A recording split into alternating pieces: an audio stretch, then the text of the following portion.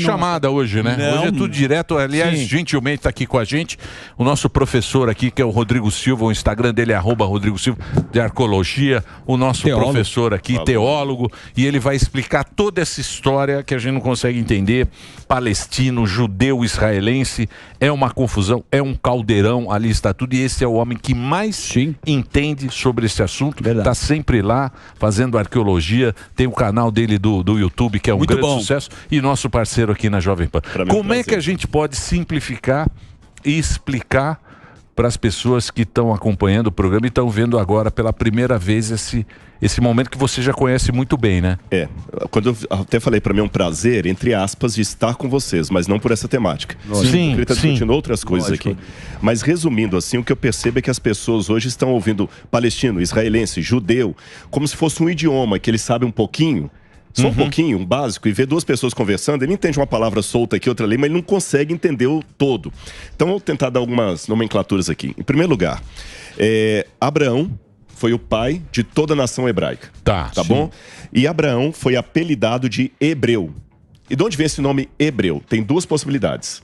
Um é que o ancestral dele se chamava Eber, a outra é que Ivri significa aquele que veio da outra margem do rio. Como Abraão chegou na terra de Canaã, o pessoal deu apelido. Igual fala assim, esse aí é o Chico Mineiro, é o Zé Baiano. Menino do Rio. Esse aí é o Ivri, que veio do outro lado do rio, porque ele veio da Mesopotâmia. Sim. Então, a partir desse apelido ao clã dele, os filhos de Ivri eram hebreus. Tá bom? Então, daí vem o nome hebreu. Esse nome foi usado, os hebreus. Aí vem Jacó, que era neto de Abraão. Perfeito. Teve 12 filhos. E Jacó, numa luta espiritual, teve o nome dele não necessariamente mudado, mas acrescentado para Israel. Porque Yaakov significa aquele que vai no calcanhar do outro. Só que você sabe que alguns nomes, depois de um tempo, eles sofrem semântica e muda o sentido. Por exemplo, Judas é um nome lindo. Judas significa louvor. Mas como Judas traiu Jesus, agora eu falei, isso é um Judas. Judas passou a ser traidor. Então Jacó passou a ser enganador, mesmo que etimologicamente não tenha sentido. Os 12 filhos de Jacó também eram chamados de 12 filhos de Israel. E aí, quando eles saem do Egito e vão para a terra prometida, eles são chamados de as 12 tribos de Israel e israelitas. Tá. Aí, fechando o nome para chegar nos palestinos, quando vem a época do cativeiro da Babilônia, o que havia acontecido? Os assírios haviam destruído 10 tribos de Israel do norte. Só sobraram 2. A tribo de Judá e a tribo de Benjamim, que era desse tamanhozinho. Então, a partir de então, como a maioria das tribos apareceram, todo mundo foi indistintamente chamado como se chamavam os da tribo de Judá. Judeus. Agora já não é mais da tribo de Efraim, judeus. Assim vem os judeus, e agora, quando criou o Estado de Israel em 48, aquele que é cidadão dali é israelense, não israelita, como era no tempo da Bíblia. Então deu um resumão da parte de Israel e depois posso falar da parte dos palestinos que você quer falar aí. Não, eu ia te perguntar, que tem a ver com Não sei se ficou clara a explicação. Ontem o Maduro, não sei se você viu o Nicolás Maduro, Eu não perco falou tempo com o Maduro. que Jesus era palestino e que ele foi crucificado pelo Império Espanhol. Nossa. Eu não conheço tanto quanto você, mas me pareceu bastante... Bastante o quê? Bastante... Tem um nexo. Como que eu posso fazer? Um negócio meio surreal. Gente, assim. convictão Mas que ele falou disso. E eu queria que você explicasse, assim... Vamos lá. Eu vou falar uma coisa que vai parecer até polêmico. Sabe que o palestino, na verdade, não é palestino. Eu vou explicar por quê. Um exame de DNA que foi feito com a população palestina descobriu, e quero deixar bem claro aqui que eu não quero fazer nenhum tipo de atropelo aos palestinos, acho que está deixando bem claro o programa em todas as nossas falas. Não há guerra de Israel contra a Palestina, é uma guerra de Israel contra o Hamas. Boa. E eu tenho amigos palestinos, eu estou em contato direto, tenho amigos palestinos que estão sofrendo tanto quanto os judeus. Sim. Na mão do Hamas, que é terrorista. Sim. Tá certo? Vamos deixar isso bem claro. Mas falando agora de etnia, exames de DNA foram feitos nos palestinos e descobriram o seguinte: os palestinos vêm da África subsaariana. E eles chegaram na região da Ásia, provavelmente levados como escravos de grupos ismaelitas que eram árabes. Então o palestino não é árabe, e ele foi levado para ali, a ancestralidade dele é da África subsaariana. Os filisteus, que ocupavam a atual faixa de Gaza, vêm da região do Mar Egeu. Tá bom? Então, os filisteus vieram do Mar Egeu. os palestinos, que não tinham esse nome, era um grupo que veio da África subsaariana. Então, como é que eles foram chamados de palestinos? Em 132 a 135 de nossa era, houve uma guerra em Israel, comandada por um líder revolucionário chamado Bar Kokhba. E Bar Kokhba levantou contra os romanos e o imperador de Roma na época era Adriano. Foi ele, né, que deu... Ele, exatamente, ele sufocou e para poder vingar dos judeus, ele mudou o nome da terra para Síria-Palestina. Certo. E o que é Palestina? Vocês sabem, só para o pessoal de casa entender, há uma diferença entre tradução e adequação ao idioma. Por exemplo, se eu digo assim, eu vou te enviar um correio eletrônico, eu estou traduzindo o inglês e-mail. Mas quando eu falo, eu vou te enviar um e-mail, eu estou aportuguesando. Isso. Você entendeu? Isso. Então, houve uma latinização da palavra hebraica Peleshet, que significa filisteu. E como é que você latiniza isso? Filisteu, palestino. Então, a nome Palestina, Síria-Palestina, significa a terra dos palestinos, porque em hebraico, ou dos filisteus, porque em hebraico a letra P e a letra F é a mesma, só colocar um pontinho dentro, Palestina ou Filistina. Então, esse nome Palestina, etimologicamente falando, significa terra dos filisteus. Só que o palestino não é filisteu. Não sei se ficou claro isso. Sim. Ficou. Esse nome foi dado por Roma para aquele grupo ali. Então é bom deixar isso bem claro. E eles não são árabes, não são filisteus. Eles são um grupo que veio da África subsaariana e ganhou o título artificial de palestinos dado por um imperador romano. Mas você trouxe toda essa etimologia... Que século foi isso? O Adriano? É. 132, segundo século 132, segundo século segundo. Século 2 da nossa era. Não, Entendeu? Então esse nome foi um nome artificial. E eu não estou ofendendo ninguém, isso aqui não é nenhuma Sim, maneira. essa é a história, essa é a história. É como chamar os índios de índio. Sim. Porque eles pensavam que estava chegando às Nas Índias. Índias. Aí colocou o nome do índio de índio, mas o índio não é índio.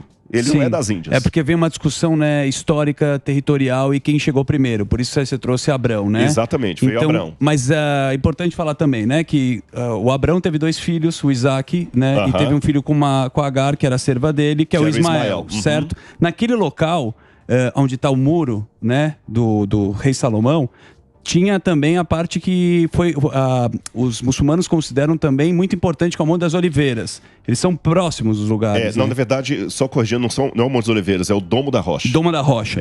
Porque o que acontece? A cidade de Jerusalém não é mencionada no Alcorão. Não é mencionada. Quando Maomé começa a pregação do Islã, é bom deixar isso claro aqui, quem apoia Maomé no início, quando ele estava sendo perseguido em Meca, eram judeus. Perfeito. Família de judeus, porque ele defendia o monoteísmo, então vão ajudar alguém que está defendendo o monoteísmo. E cobrava menos. Quando Maomé... Isso foi muita... Maomé ele cobrava menos. Cobrava menos. Claro.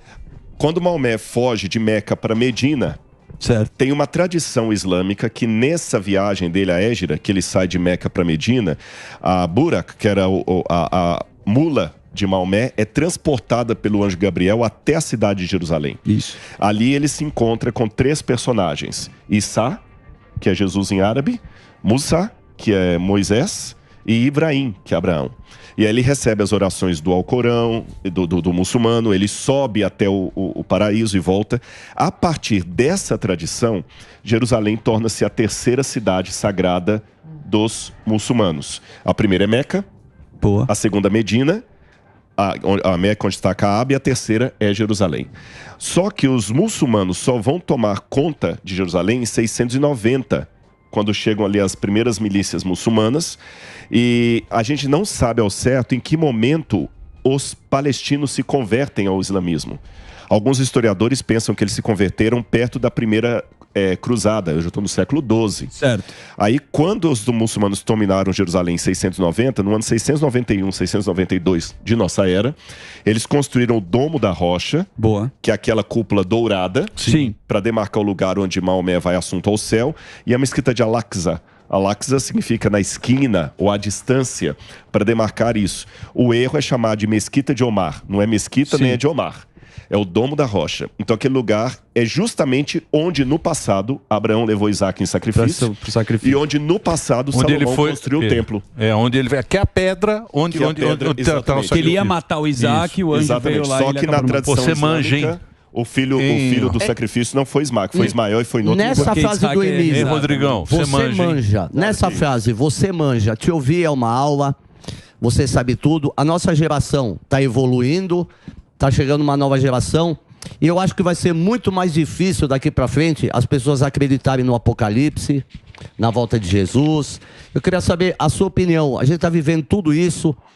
São sinais? Vai ser mais difícil acreditar nesses sinais aqui para frente? Eu vou responder com uma palavra de um judeu, Yeshua, Jesus, que ele falava o seguinte: quando vier o Filho do Homem, porventura achará fé na terra? A pergunta é retórica. A pergunta é retórica. E os sinais da volta dele, eu até acho que foi aqui que eu até falei isso. Ele fala de guerras, terremotos, eu falei, isso ainda não é o fim. Mas ele dá uma pista muito interessante, que Jesus dialogava com o rabinismo da sua época. Isso é interessante, que o pior erro do cristianismo foi esconder que Jesus era judeu. E na Idade Média, toda aquela perseguição, depois na Idade Moderna com a Inquisição Espanhola, Jesus dialogava com o judaísmo da época. E no judaísmo da época, nós temos isso preservado na tradição oral do Talmud. Embora o Talmud seja composto após Jesus, as tradições do Talmud são da época de Jesus. Você tem a escola de Shammai, Hillel, que são até anteriores a Jesus. É nesse sentido. E nessa tradição judaica dizia o seguinte: antes que o Messias venha, haverá dores de parto de uma mulher. Isso. Porque naquela época havia muito problema de mulher que morria quando dava à luz a criança nascia. Então, quando a mulher estava grávida para ganhar o bebê, era um misto de alegria e de angústia, porque ela pode morrer. Agora, quem é pai aqui, já acompanhou o nascimento de um bebê, sabe que uma mulher, quando ela começa as contrações, o bebê pode nascer em 2 horas ou 18 horas depois. Então, Jesus falou que esses sinais que você falou seriam o princípio das dores, e no grego é as dores de parto. Tá certo? Então nós estamos vendo agora, nesse momento, mais uma contração profética desse mundo. Essa criança pode nascer agora ou daqui a 18 horas. Mas eu sei de uma coisa. A minha esposa, não temos filho ainda, mas o dia que ela engravidar, eu não vou esperar dar as 18 horas para ver. Ou na primeira contração, eu já vou correr para o hospital. Então, eu não sei quanto tempo ela vai demorar da primeira contração até o nascimento da criança. Mas é interpretativo. A dor do parto não pode ser crianças sendo mortas com barbárie pelos terroristas e tal. Não é um pouco essa dor do parto? Porque, queira ou não queira, aquele filho veio de um parto. Não é um pouco interpretativo? Não, aí não é pelo seguinte, porque eu estou pegando a interpretação que eles davam na época. Tá certo? Se eu pegar uma de hoje e colocar lá, pode ser anacronismo. Mas você não está falando bobagem, porque Jesus falou... ai das que estiverem grávidas, né? E chorem por Raquel chorando seus filhos e não há quem a console. E eu vou dizer mais. O que eu falo aqui, eu falo com muito cuidado e muito respeito pelas vítimas. E vocês sabem que eu tenho esse respeito. Sabe como é que se diz em hebraico martírio? Kiddush Hashem. Kiddush Hashem, traduzindo ao pé da letra, é santificar o nome. Que nome? O nome do Rodrigo? O nome do Emílio? Não, o nome de Deus. Eu não digo que Deus quis essas mortes, mas uma vez que elas aconteceram, eu faço uma homenagem póstuma aos mártires que precisaram morrer para mostrar para o mundo que o Hamas é terrorista. Talvez é o que precisava para a ONU repensar, porque pela ONU o Hamas não é terrorismo. Porque o que acontece... Precisou alguém morrer para mostrar o que eles são. Demorou pra turma. Demorou. Então são mártires. Mas o que acontece, viu, Rodrigo, que a gente vê com esse negócio da ciência, o homem sabe mais, o homem sabe tudo. A gente perdeu a ligação que a gente tinha com... Sim. Perdeu muito, principalmente o mundo ocidental. Né? Por isso que a gente tá nessa enrascada, eu acho. Sim, não, o C.S. Lewis dizia que muitas tragédias que acontecem no mundo são um megafone de Deus gritando para uma população ensurdecida. Porque, convenhamos, é trágico, é terrível. Lógico. Mas se não tivesse acontecendo isso, a vida da gente ia ser só piada. Boa. Não, nada contra piada. Eu até digo, se o homem não sabe rir de uma boa piada, desconfie da religião dele. Obrigado. Mas vocês sabem, a vida não pode ficar só de piada, senão você não leva a sério. Pois é. E as pessoas não estão levando a vida a sério. Ô Rodrigão, você que é bom de cronologia, a gente fala tanto, né, do Hamas e agora ele consegue ser classificado como um grupo terrorista. A origem do Hamas, como é que foi? O Hamas começou em 1987 E, aliás, eu falo mal do Hamas para proteger os palestinos que sofrem na mão do Hamas. E eu falo isso como testemunho ocular de amigos palestinos que falaram isso. Eu não li isso no Google. Não, tá certo? O Hamas é o seguinte, o Yasser Arafat, apesar de também ter muita hostilidade, às vezes, na fala dele, o Yasser Arafat queria a paz. O Yasser Arafat tinha o partido do Fatah. O partido do Fatah. Nos anos 80, né? Nos anos 80. Mas os caras também... Até antes. Falam que ele era marqueteiro. Mas fala que ele falava, não sabe se ele mentia em árabe ou em inglês. Exatamente. Mas de qualquer maneira, estavam tendo quase um acordo. Que foi o negócio de Yitzhak Rabin com Bill Clinton. Exatamente. Shalom Havel. E lembrem, quem matou Yitzhak Rabin não foi um palestino. Sim, foi um fundamentalista. Foi um fundamentalista judeu. Sim. Então nós temos dos dois lados os extremistas. Certo. Tá bem? A gente não pode esconder isso. Lógico. Quando o pessoal começa a falar o seguinte, a Palestina está oprimida, eles não estão mentindo de tudo, porque tem grupos que realmente oprimem. A gente não nega, Israel não nega isso. Tem no lado ali que eram assentamentos que alguns israelenses estão forçando a barra e não estão deixando. Isso é verdade. Tem grupo ortodoxo em Israel que não considera Israel como Estado. Tem cristão que passa na cidade velha de Jerusalém e alguns cospem em cima das crianças a cuspir. Eu não apoio isso. Agora, por outro lado, não conto outro detalhe. 87, quando o Hamas cria o partido, o Hamas ele vem de um braço da Irmandade Muçulmana, que já tinha tentado um golpe de Estado no Egito e ficaram no poder um pouquinho. Certo. E eles queriam promover a Sharia, que é a radicalização dos ensinos muçulmanos. A Sharia foi promovida também no Irã, embora o Irã venha de um grupo xiita. E a Irmandade Muçulmana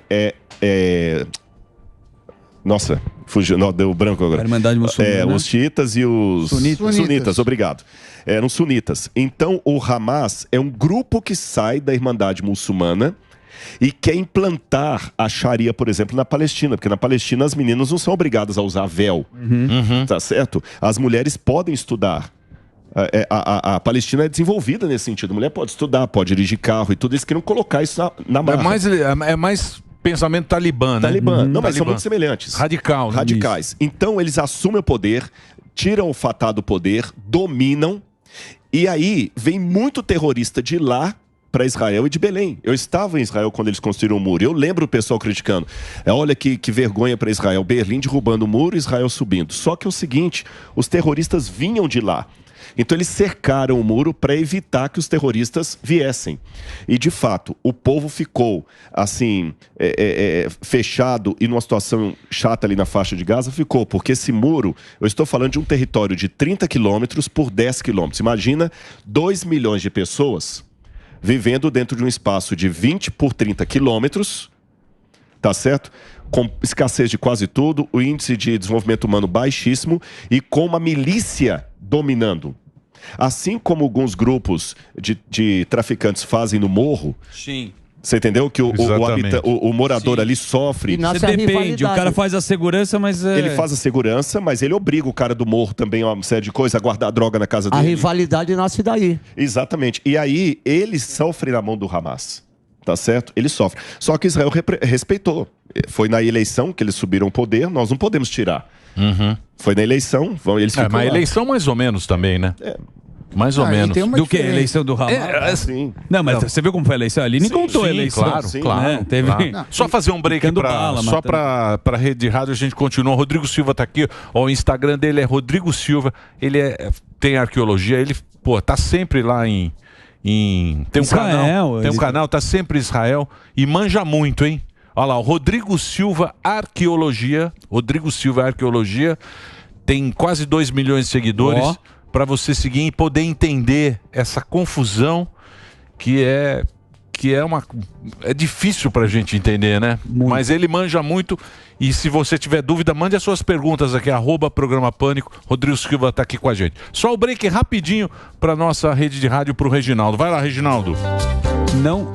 Não nessa dimensão dessa guerra, mas você teve em Israel, acredito eu vi uma entrevista sua com a Aline, que aconteceu, foi em 2006? O que aconteceu? Em 2006 eu estive lá, na verdade era para eu estar em Israel agora, porque a gente tinha um documentário para gravar lá. Certo. Eu ia com a equipe da TV Novo Tempo e não fui por causa da... Lembra do museu que eu sempre falo? Sim. Como a inauguração está chegando, eu não podia sair do Brasil. Perfeito. Eu tinha que ficar aqui para a inauguração. Então eu pedi à TV para eu não ir, para ir Certo. outro. E aí mandaram uma outra apresentadora, a jornalista Darleide Alves, e eles foram e eles chegaram lá na sexta-feira. E graças a Deus acabaram de pousar no Brasil agora, no avião da FAB que veio. Pousaram em Brasília, agora já devem estar vindo para o Rio de Janeiro. Já recebi notícia que chegaram bem, graças a Deus. Então eu estaria lá. Em 2006, quando teve a guerra com o Líbano, eu estava lá. E eu saí do país, porque eu lembro das bombas caindo. Eu lembro do barulho, bum, era um barulho assim, bum. Barulho de bomba não é como a gente imagina o filme, pá, não, é um negócio meio abafado. É abafado. E eu vi muitos foguetes sendo enviados para a direção de Jerusalém. Eu tenho num outro celular gravado lá, eu filmava da minha janela eles vindo assim, o Iron Dome pegando, dava um, sabe? Eu lembro o barulho de sirene, a gente indo para a parede, ficando assim na parede, assim. Depois eu posso até mostrar para vocês, eu tenho algumas cenas. Tem todo um protocolo, né? Todo um protocolo. Mas é triste. Eu digo o seguinte, dos dois lados há inocentes sofrendo. Por isso que a gente corre o risco de não rotular. O perigo é rotular. Sim. Você entendeu? Sim, todo muçulmano agora é terrorista. Não, mas ninguém... Todo sabe? A gente não pode. A guerra é contra o Hamas. Mas você está falando assim, Israel tem seus extremistas... mas eles se apropriaram já, né? Tem essa também, lógico, né, o professor? Não, eles se apropriaram. O grupo terrorista se apropriou do palestino. Ah, não, com certeza. O que a voz do palestino hoje é o Hamas. Só para te dar a palavra, não é? tem uma coisa também, gente, cuidar. O problema é que hoje, por mais que tenha esses extremos do lado de Israel, e ainda que esse extremo fosse 20 vezes maior, tá bom? Nenhuma barbárie que foi feita contra mim justifica uma barbárie que eu faça contra você. Você entendeu? Por mais que eu tenha sofrido, eu não posso autorizar qualquer violência em nome... Não, porque... Mas aí você tem que ser muito superior. Porque, não, mas por quê? Não, estou falando pelo seguinte, é porque o discurso hoje... É o seguinte, o Hamas tem o direito de fazer isso porque o povo está subjugado. Tá. É muito vitimismo. Você entendeu? Então, eu falar como negro, também. eu tenho o direito de discriminar todos vocês que são brancos aqui, porque eu sou negro. Então eu posso xingar a torcida, você tá entendendo? Branca. Entendi. Que eu posso fazer, porque eu sou negro, eu tô no meu lugar de fala. Agora, se você fizer qualquer coisa que eu me sinta discriminado, não pode, porque eu sou negro, o Emílio tá sendo racista. Sim. É esse ponto que eu quero colocar. Entendi. Rodrigo, você falou assim, tem extremos. Só que tem uma diferença básica, que é a seguinte. Israel é uma democracia.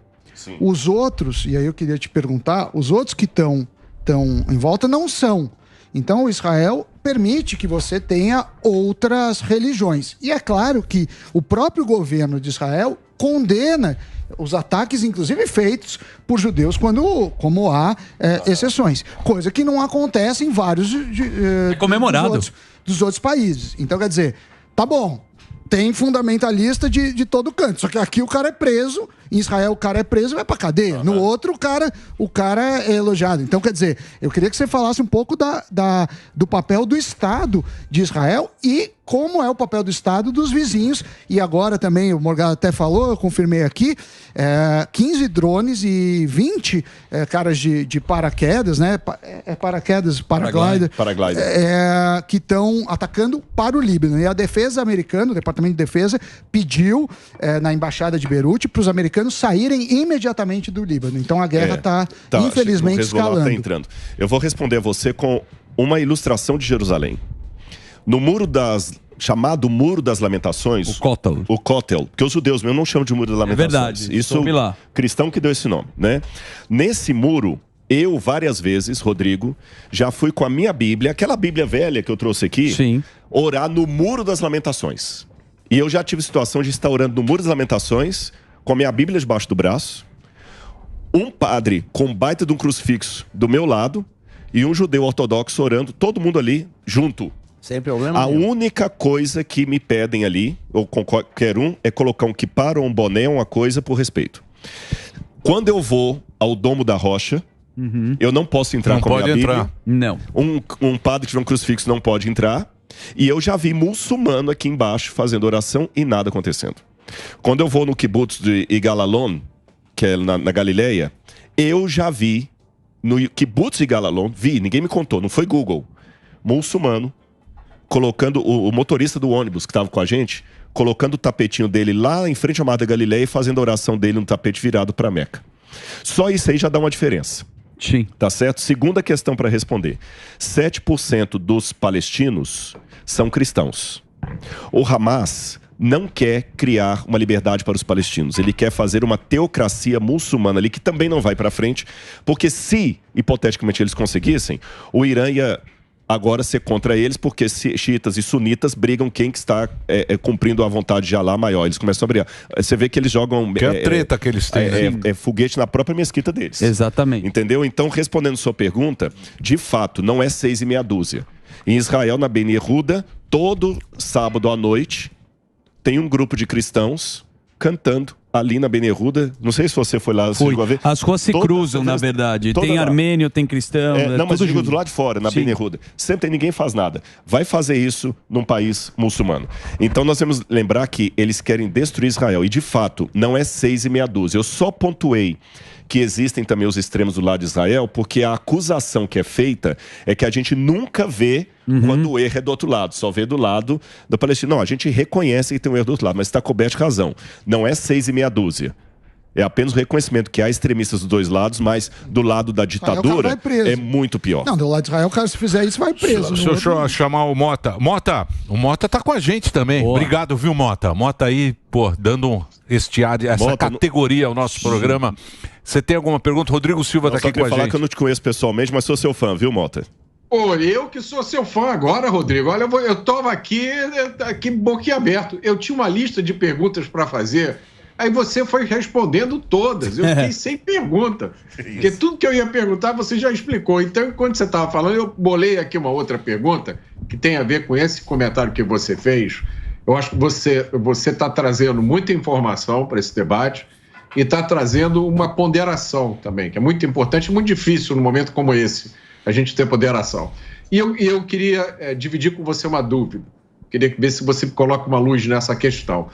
Nos últimos dias, a gente viu movimentos radicais do mundo inteiro, na Europa, nos Estados Unidos, aqui no Brasil, se manifestando em apoio ao Hamas, manifestando em apoio não só a atos completamente bárbaros, mas que foram cometidos em nome de uma visão de mundo fundamentalista.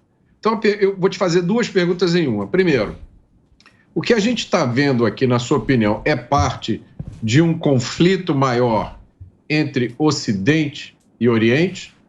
E a segunda pergunta, como é que o Ocidente vai conseguir lidar com fundamentalismo islâmico? Olha, são perguntas muito delicadas. Eu vou falar algo aqui, tendo o cuidado de não criar uma histeria coletiva. Mas vocês sabem que há especialistas em questão bélica que temem que esse ataque do Hamas seja um novo Pearl Harbor.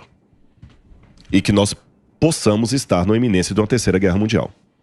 Eu não tenho dúvida disso. Não é sensacionalismo. Eu torço para... Você tem alguma dúvida disso? Sabe? Por quê? Porque se o Irã entra com força na jogada e China e Rússia se posicionam e Estados Unidos de um outro, nós temos... eu não estou falando que vai acontecer, mas nós temos a receita, os ingredientes estão prontos. Isso, só falta tá certo? Tem até um livro que agora me fugiu o nome aqui, que fala justamente dessa questão do Ocidente com o Oriente. Porque o Oriente ainda é mais conservador em termos religiosos, de família, de princípios, de moralidade. O Ocidente é mais liberal. Então, o fundamentalismo do Oriente quer extirpar a cultura ocidental. Eles acham um absurdo. Porque ela é o câncer do mundo. Eles acham um absurdo. E o Ocidente vai se defender. Então, nós temos esse risco aí. Com relação ao Hamas, Mota, me chama a atenção... quando você falou, há grupos que agora estão querendo legitimar o Hamas. Sabe, o gênio da história não é aquele que decora datas e fatos. É aquele que consegue interpretar a história enquanto ela está em curso. Uau. Porque hoje é muito fácil ouvir aqui, por exemplo, e detonar com Adolf Hitler, detonar com o nazismo, porque está 70 e tantos anos atrás, é ponto pacífico. Mas, nos anos 40, eu tenho em casa alguns documentos históricos de pessoas que nos anos 40, 50 ainda defendiam o nazismo. Então, será que nós vamos esperar passar mais 70 anos para o pessoal reconhecer que o Hamas realmente é igual ao nazismo, só que uma proporção menor? Então, hoje, muita gente está defendendo o nazismo, no passado, perdão, o Hamas, no passado defendiam o nazismo. Então, repito, feliz é aquele que consegue perceber a história enquanto ela está em curso, e não apenas depois que ela virou livro na prateleira. Sabe? E hoje o que está faltando talvez nos estudos, no ensino para as crianças, não é apenas estudar a história, é interpretar a história. Que eu possa reconhecer Hitler se ele estivesse aqui hoje, e não apenas a posteriori. Mas hoje tem as narrativas, né? E você vê, e tem parte da imprensa, porque é o seguinte, esses caras que fazem a narrativa, se você erra junto, beleza. Você pode até errar junto. A gente tá vendo isso aí, e é muito curioso, os jornais, no começo dessa guerra, antes das imagens do povo, que estava lá filmando com o celular, antes da gente ver essa atrocidade, eles colocavam o Hamas como braço armado. Sempre colocaram. Combatente. Sempre colocar. Agora está mudando. Por quê? Porque quando eles estavam juntos, a imprensa junta, errando, beleza. Lógico. Eles erram junto, não tem problema nenhum errar junto. Né? Se a gente aqui tem uma ideia, tá errado, mas nós estamos juntos no negócio. Agora eles estão percebendo, e pode ver, o editorial ele está mudando. Tem muito jornalista que já está mudando, já está chamando de terrorista. Como se ele não tivesse visto o que o Talibã fez. É a mesma coisa. Precisou criança ser colocada em jaula. Cortar a cabeça de criança. Cortar a cabeça de criança para ele admitir. Isso é louco. Entendeu? É verdade, aí não. Demorou, entendeu? Porque o que cria? Vai falar daqui a pouco. Ivo, pode adotar. Vamos falar, é desproporcional o que Israel está fazendo. Daqui a pouco vem essa narrativa. Se essa entrevista fosse há 2 semanas atrás, falando as mesmas coisas que eu estou falando aqui, a gente já teria recebido um processo. Por isso que a gente tem que sempre defender a liberdade da internet. Porque se não tivesse a internet, ia ser só narrativa que a gente... Um ia defender um, outro ia defender o outro. Boa. É isso, Mota. Por isso que eu gosto do Mota. Eu queria fazer outra pergunta aqui pro Rodrigo, que é a seguinte, Rodrigo, eu sou curioso, gosto de ler, conheço um pouco de história, mas não conheço tanto quanto você. Agora, pelo que eu me lembro, quando começou a expansão árabe, quando se criaram os califados, os árabes ocuparam lá a Península Ibérica, os judeus gozavam de uma certa proteção dos árabes, né? Porque eles eram um dos povos do livro. Eu fui a Israel alguns anos atrás, visitei a igreja do Santo Sepulcro, me contaram que, pela tradição lá, a chave da igreja fica com uma família muçulmana. Desde quando começou esse fanatismo muçulmano contra os judeus, se a tradição árabe começou com uma tradição de tolerância?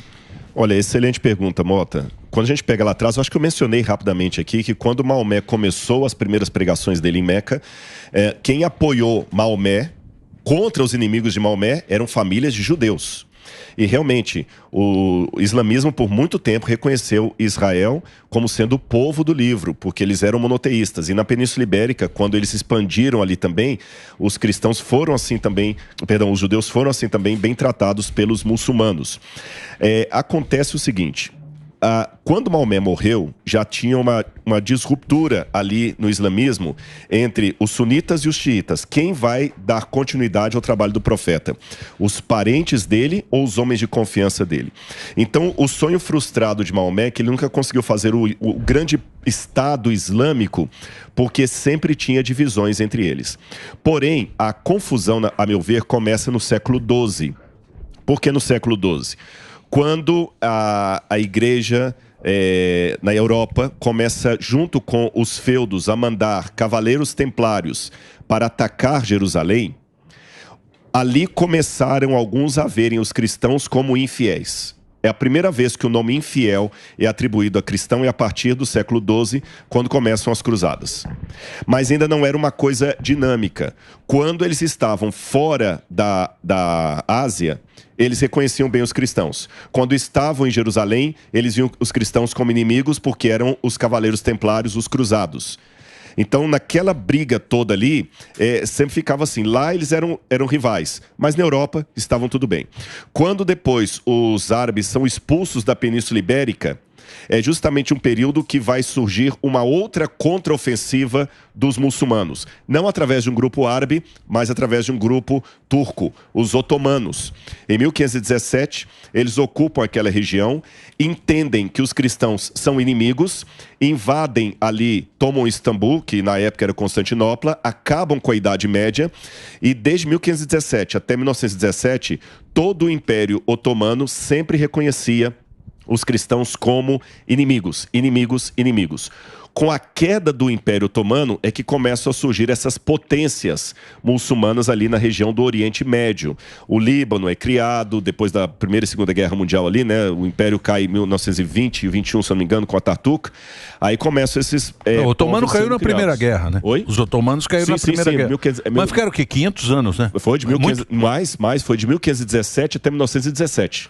Quanto tempo é isso aí? Muito. Então aí, nesse aspecto, esses líderes que surgem, cada um vendo ali, começaram a ver os cristãos ocidentais como inimigos, porque eles representavam os partidos colonialistas que queriam tirar proveito deles, e aí foi se intensificando essa perseguição aos cristãos em países que queriam adotar um sistema teocrático mais forte, como foi o caso dos ayatollahs lá no Irã, que antes recebiam bem os cristãos, depois pararam de receber, e hoje na Turquia há uma tolerância em termos. Sim. Porque dependendo da situação, você pode ser preso por ser um cristão que está, por exemplo, praticando a pregação, proselitismo. Mas a Turquia queria entrar na comunidade europeia, né? Queria e não conseguiu. Não conseguiu, né? É a frustração deles. A frustração da Turquia hoje é não ter. Eles queriam se ocidentalizar, mas aí não foram aceitos pela comunidade.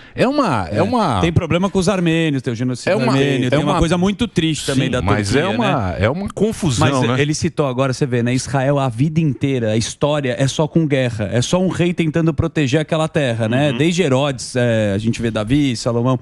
Agora, pulando um pouco... Jerusalém foi tomada 50 vezes. 50 vezes? O muro já... 50 vezes. 12 vezes destruída e reconstruída. Perfeito. Mas pulando um pouco a história, quando a gente citou o Holocausto, quando os judeus saem da Segunda Guerra, a ONU determina que aquele local seria, né, para os judeus, né? Eles voltam. Quando tem 1947, aí vem sequências de guerras também, né? Guerra dos 6 Dias, a Guerra do Yom Kippur. Essa Guerra do Yom Kippur, ela pode ser comparada como essa guerra que está sendo agora, porque eles estão citando muito a Guerra do Yom Kippur 50 anos depois. Você consegue fazer um paralelo? Parece que sim. Em primeiro lugar, porque... Só que no caso, os personagens eram outros. Certo. No caso do Yom Kippur, era a Síria, que queria aproveitar o momento em que Israel estava jejuando, porque no Yom Kippur, eu acho que... eu não sei se vou falar uma bobagem aqui, mas... Depois do Shabat, ou antes até do Shabat, o dia mais sagrado que o Israel para mesmo é no Yom Kippur. Mais do que o Shabat. Sem dúvida. Ninguém atende telefone, nem nada. Na época não tinha celular. 25 horas de jejum, né? Ninguém tinha... 25 horas. Ninguém tinha celular na época, mas os meios de comunicação desligados era mais fácil. Então eles chegam justamente ali, nesse dia. Só que Israel dá... Isso foi em 73. Israel dá a ofensiva, foi Davi contra Golias de novo. E lembra que não é só o Yom Kippur. Você teve na Guerra dos 6 Dias também, quando houve toda uma ofensiva dos países árabes, da Liga Árabe, contra Israel. Aliás, uma coisa importante de descrever aqui. Nem todo muçulmano é árabe. Boa. Tá bom? É importante. Eu falei Turquia, que Turquia não é árabe. Irã não é árabe, é persa. Tá bom? O Egito não é árabe. Irã era Pérsia, né? Pérsia. É que esses países se converteram ao islamismo e alguns deles, como é o caso do Egito, deixaram de falar o copta para falar o árabe. Tá certo? Mas a rigor, nem todo muçulmano é árabe. O próprio Irã, na época do Reza Pahlavi, não era... Passou a ser do como é que ele chama? Oh, meu Deus, que teve a guerra lá.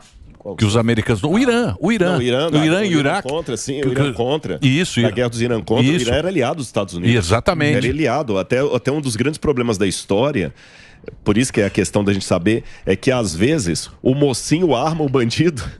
Exato, como aconteceu com o Bin Laden. E depois brigar com o bandido. Bem parecido, né? Isso. Rodrigo, o Iraque é uma região... Iraque e Irã são inimigos até hoje, porque o Iraque era sunita e Irã e Arábia Saudita, né? Também. Agora é o seguinte, isso aí é espelho pra gente. A gente não sabe a consequência que possa ter aqui no Ocidente. Isso que está acontecendo em Israel. Já está tendo, né? O problema do petróleo, porque hoje o mundo está, a Bolsa de Valores já sofre, ou seja, já estão havendo consequências, né? É que a gente não percebe, a gente vai sair daqui, vai almoçar. A turma aqui no chat aqui tá tudo brincando, viu? Tá tudo a turma tá brincando, porque não bateu na porta e confirmando o Morgado, o Luiz Kremer, que esteve aqui com a gente, o Chicão, falou que o Hezbollah com drones agora tem sirene, população nos bunkers, agora neste momento. Foi o que eu falei. Né? Então, confirmando o Morgado. A única coisa que eu ainda não confirmo é o exército americano, de fato, a embaixada americana está pedindo para eles saírem imediatamente do Líbano. Isso, se alguém puder confirmar. Então, mas você acha que o Líbano já desconfirmou? Você acha que o Líbano tem interesse? Não, não tem por isso que eu interesse. falei, é bom explicar o que é o Hezbollah, porque o que acontece nessas guerras da 67, quando tomou Jerusalém, quando ocupou a Península do Sinai, Israel avançou um pouco nas fronteiras para poder se proteger. E entrou no Líbano, as tropas israelenses chegaram aí até perto de Beirute. Porque, gente, estava todo mundo querendo destruir Israel. Lembrem que... 6 dias, né? Exatamente. Foi em 60, 6 dias. 67. Israel não tinha o poder militar de hoje. Foi uma vitória assim que ninguém esperava. Agora, o que acontece? Israel é a minoria ali, porque é o único país judeu do mundo. Você tem vários países muçulmanos, igual eu falei aqui. Mesmo que não sejam árabes, são muçulmanos. Israel é um país só. Certo. E eles querem varrer Israel dali. Eles não querem só criar um país para os palestinos. Na verdade, muito árabe não está nem aí para os palestinos. Eles querem destruir Israel. É isso que eu quero entrar. Você citou... Pera aí, eu tenho que fazer um break agora. Um break pro Reginaldo? É só pro Reginaldo. Papai. Só pra você, viu, papai? Papai do ano. Aí, parabéns aí, Reginaldo. Reginaldo vai ser papai, ó. Aí, depois de velho, ó. Isso. Ei, rapaz, ele trabalhando, hein? Papai cima do cavalo na charrete. Trabalhando no cavalo. Pô, faz o breakzinho aí, Reginaldo. Manda bala. Talvez não seja o uso da palavra, não entre mesmo, mas você vai entender. Você citou, Israel foi invadida 50 vezes, teve que se reerguer sozinha, e sempre ela contra ela com ela mesma e tal. O que falta para o mundo? Tipo, essa que não existe a palavra, para ser o xodózinho do mundo. Sabe aquele nosso segundo país, o país do coração, de tanto que já tudo que passou. O que falta para o mundo entender o que Israel passa e começar a estender mais as mãos, já que eles estendem as mãos para a gente a qualquer momento que precisar? Olha, Brumadinho estavam aqui, né?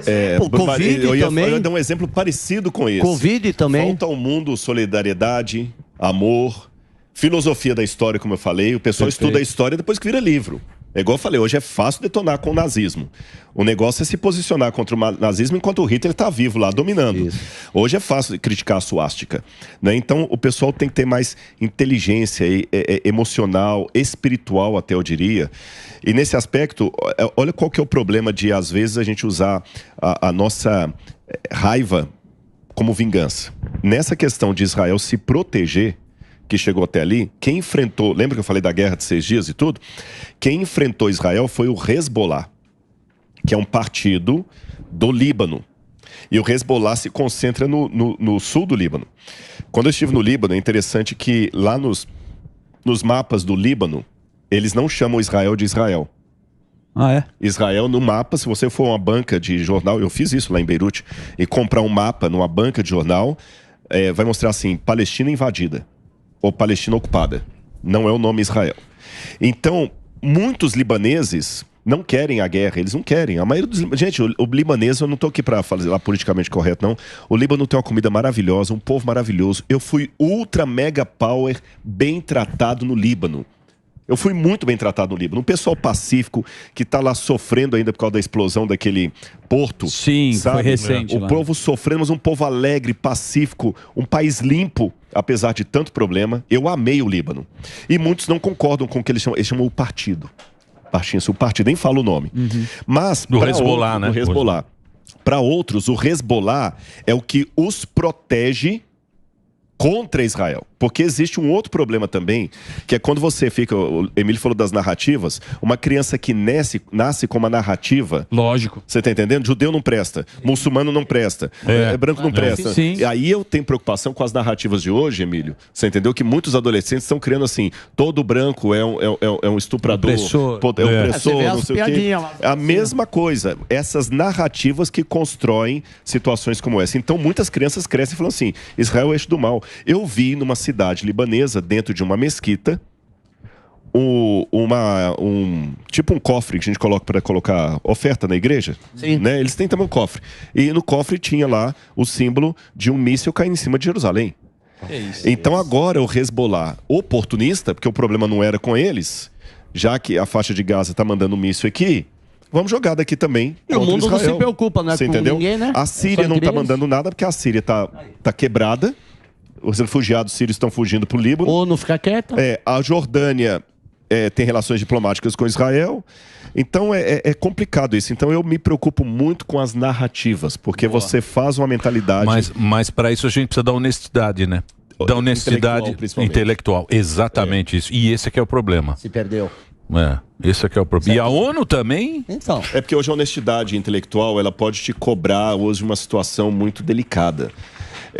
Ter a coragem de se posicionar pelo que é correto, sabe? Medo de cancelamento. Valor moral. De viver. Exatamente. Rodrigo, medo de cancelamento. valor. Medo de cancelamento. A pessoa tem medo. Sim, a vida. Sabe, tem uma autora americana que eu aprecio muito, chamada Ellen White. E ela fala o seguinte: o mundo precisa de homens. Aí, como ela fala no século XIX, hoje eu traduziria por pessoas, né? Pessoas de valor que não temam ficar firmes pelo que é correto, ainda que caiam os céus. E isso que eu falo para vocês, olhando para você que está em casa, eu falo para mim mesmo: que Deus me dê a coragem, vinda de Deus, para ser fiel àquilo que eu acredito, mesmo que eu correr risco de liberdade ou de vida. É isso aí. Boa, Rodrigão. Rodrigão, obrigado, hein? Eu que agradeço. Você tinha que estar dando uma aula lá. Bicho. Parabéns aí, cara. Você tem que ir lá no Jornal Nacional dar uma aula dessa lá. Geopolítica pra turma aí. O Jornal Nacional tem audiência grande lá à noite, que está dando uma aula aqui, ó. Pessoal da Globo. E grátis. Pessoal da Globo é grátis. @Rodrigo Silva. Entra lá que ele vai aí dar uma aula. Ele responde a direct. Exatamente. Muito obrigado pelo papo aqui. Sigam as redes sociais do Rodrigo, nosso parceiro aqui da Jovem Pan. Rodrigo Silva, Arqueologia. Você entra lá e ele tem um trabalho muito bacana. Ele é teólogo, professor e curador. E tem um museu dele que vai inaugurar aqui brevemente. Obrigado, viu, Rodrigo? Valeu, grande Rodrigo. Obrigado pelo papo.